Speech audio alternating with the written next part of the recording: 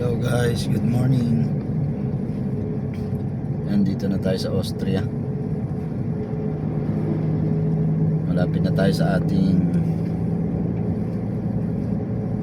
unloading point sa company sa Petropac dito sa Austria. Natatanaw ko na yung building nila. After 700 meters, turn right. Ayan, malapit na tayo.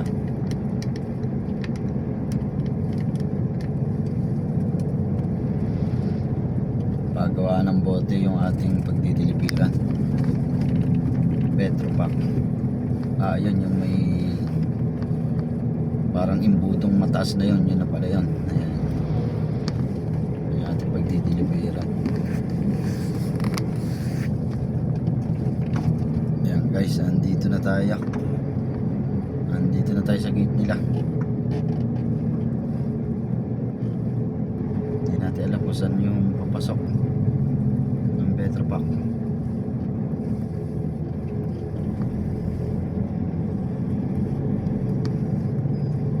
Ayun.